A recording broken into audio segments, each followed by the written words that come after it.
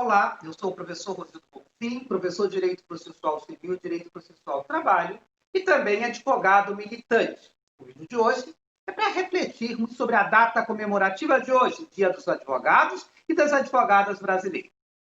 E hoje, pela manhã, na Folha de São Paulo, que o Tribunal de Justiça de São Paulo está dando gratificação de até R$100 mil para desembargadores que julgarem processos durante a pandemia.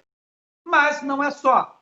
Também li reportagem onde o STJ julgou a questão de honorários advocatícios, dizendo ou assentando que os honorários advocatícios ou não têm natureza alimentar, ou se tem natureza alimentar, são alimentos de segunda ordem.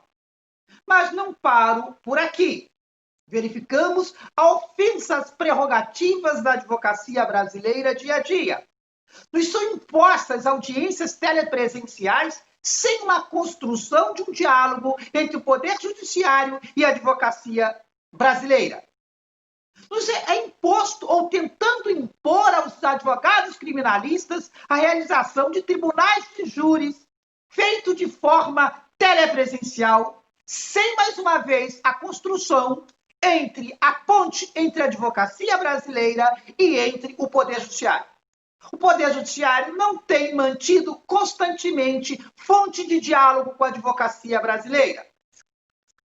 Também temos que olhar para dentro, olhar para nós mesmos e percebermos que grandes escritórios de advocacia exploram pequenos escritórios, claro que não são todos, mas acontece com frequência, contratando audiencistas, pagando R$50 por audiência, desqualificando os jovens advogados. Senhores, temos que lembrar que o artigo 6º do Estatuto diz que não há subordinação entre advogados, Ministério Público e Defensoria Pública. Todos devemos tratar uns aos outros com educação e com urbanidade. Convido os senhores para que nós possamos ter espírito de classe, nos reconhecermos como uma classe, que somente enquanto classe é que poderemos fazer valer as prerrogativas dos advogados brasileiros.